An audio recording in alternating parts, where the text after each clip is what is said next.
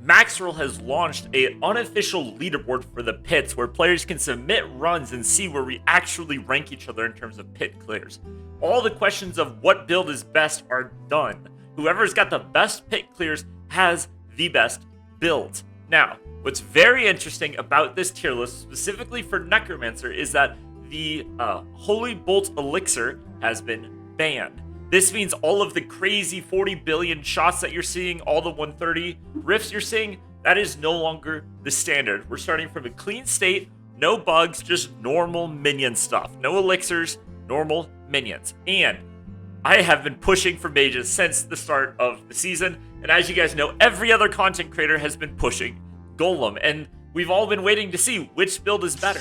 And with the elixir pushes, it's been very close. I've been in and out of rank 1 with the elixir pushes. I've been very competitive with the Golem players, and in a lot of situations, I have been ahead of all of the Golem players.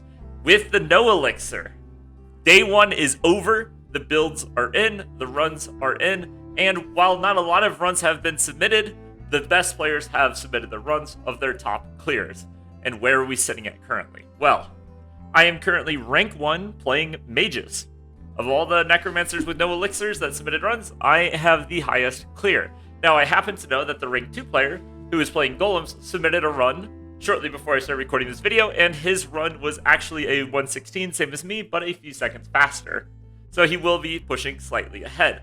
But the point that I'm making is that our builds are very similar. When you compare our boss kill times, we both killed the 116 boss in just under 5 minutes. When you compare the dungeon clear speed, it's about the same. When you compare survivability, his build's probably a little bit tankier, but you can see how you can get into all these different metrics, and the builds really stack up close together. But then you might be asking yourself the question, if the builds are so close, why is nobody talking about mages? If mages are so good, why is nobody covering them? Well, it's because of a concept called damage per screenshot, okay? This idea is basically an idea that the builds that get the most popular are the builds that do the most damage per screenshot. Mages do the same, if not more, if not equal damage to the golem, but their damage per screenshot is really low compared to the golem. And the result of that is that a lot of people think the golem is way better than it is because it can do individual instances of massive damage instead of a ton of small instances of smaller damage, which is what happens with the mages.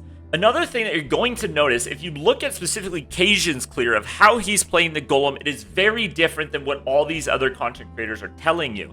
The reason is because he's not playing a cheesy, damage per screenshot build. He's playing a legitimate build that is designed to clear very difficult content, and it's designed to do it in a consistent way.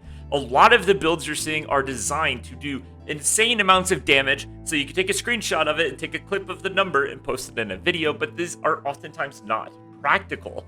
That's why what you're seeing at the top of the leaderboard is not those builds, but instead highly tanky Bone Storm builds along with extremely highly consistent damage mage builds. These two builds are the best necromancer builds as we stand now. Now, one of the signs that you've been playing one of these cheesy one-shot builds is that you're going to be incredibly squishy. And my best advice to you, if you're stuck on one of these builds, check out my build links down below and start looking at what these other builds look like. The first build I'm going to recommend to you is my Bone Storm build. That build is insanely tanky. It can do 100s easily, it can kill all the tormented bosses, it can clear everything in the game, it can do it while being crazy tanky, and it can do it very fast. That build is a dual investment into both mages and golem, because a lot of times you're not going to have the specific gear that you need, especially in the mid game, to play either, full golem or full mages. But once you're done with that build and you start to graduate into the specialization, mages and golem are both very competitive and very good builds. If you want to play mages, definitely check out my build and start looking into that. But if you're wanting to play golem, try to find other creators who are actually pushing hard content and actually have a limit to their build. Look for creators who are clearing hard content, not standing in front of a target dummy.